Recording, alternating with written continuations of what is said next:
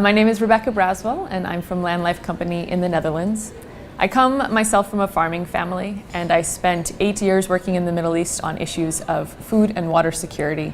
So I've always been very passionate about how we can effectively and sustainably use nature's resources, which led me to Land Life Company. And the idea of regenerating land sustainably and at scale really resonated with me because I saw how important that was in order to support agriculture, in order to develop the sectors we need to house and sustain our growing global population.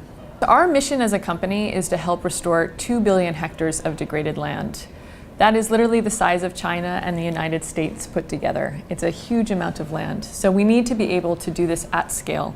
And we have to tackle the degraded lands and the arid lands. It can't just be the easy places. So that's why we need tools. And the Cocoon technology fills a gap in supporting the planting of trees on arid and degraded land.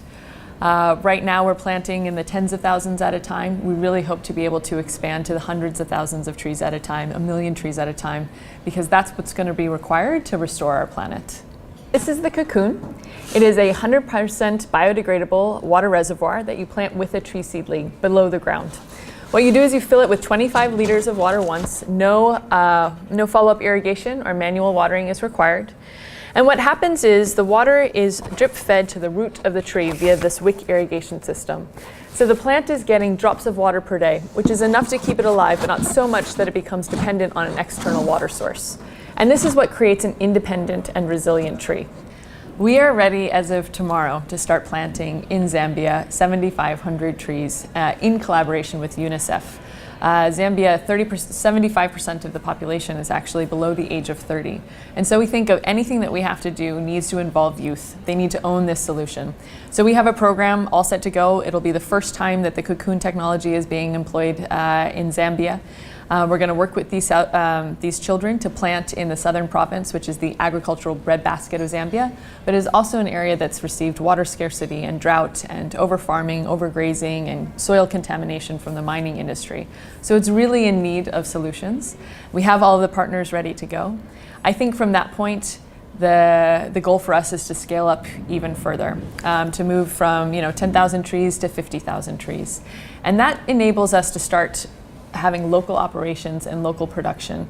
And that's a game changer for our business because that would allow us to reduce the cost of the technology, reduce transport times, reduce the carbon footprint of our technology. It would create more jobs. So this is what we hope to realize through working with Dubai Expo 2020, that we can start with a strong demonstration project and then move to scale together so that we can make this have a greater impact. When I first heard about Expo Live, I immediately remembered the night that the Dubai Expo 2020 was announced. I was living in Dubai at the time. I was hard at work on probably some sort of boring Excel model or PowerPoint presentation, and I heard all of this noise outside. And I looked out my window and I saw all of these fireworks and just the city rejoicing. And I called a friend and I said, "What's going on? I've just been in my own little bubble doing work." And they said, "Didn't you hear Dubai Expo 2020? It's going to be in the Middle East for the first time." And I just remember the joy and the excitement and the feeling around we have a chance to show this part of the region, not only for what it is, but what it can mean for the future and the innovation that takes place here. So fast forward a couple of years, when I heard about this grant and this opportunity, it just felt like such a natural fit because I had been here in this region and I understand the focus on technology and innovation to help us leapfrog, to help us solve the world's intractable problems. So then from that excitement, we delved into a very extensive grant process. It's a lot of work to complete one of these applications for the Dubai Expo 2020, but it also means that they're taking your project really seriously, that they're really thoroughly evaluating not only what your technology can do, but who also is going to benefit from it to make sure that this is worth investing in. Is your product scalable? Who is it going to impact?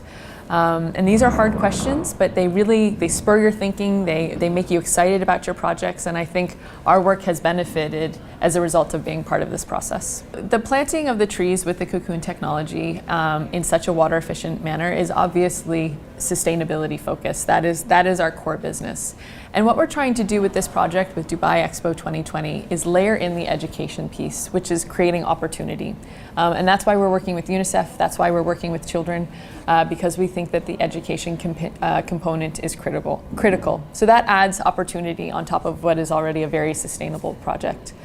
Where that leads us to mobility is thinking about this not just in terms of one project or one country, but to start to collect data from all of our projects around the world and to see what we're learning in terms of what works well in what different situation, and to create these knowledge sharing platforms will enable everyone to do their job better.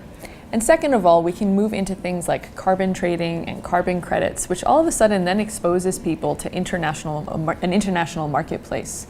So that's where we eventually can get to mobility. You know, it's a plot of land which obviously doesn't physically move, but this is the way that we can regenerate land and connect it to global markets around carbon credits from places all over the world. So we work very often with NGOs.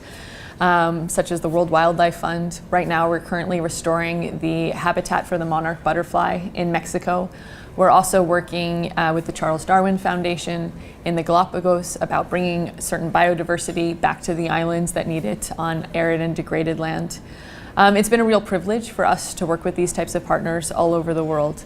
We also work with governments. They are the stewards of a public good, so they are a natural partner for us. And we've also found a really interesting fit in corporate partnerships. There are a number of companies who have either pledged to combat climate change in a constructive and positive way, or want to make sure that they are rehabilitating the environment in which they are working. So they want to offset their carbon usage. So we're finding an unlikely partnership between nature restoration and the world's most powerful companies, but I think that's where the true innovation lies.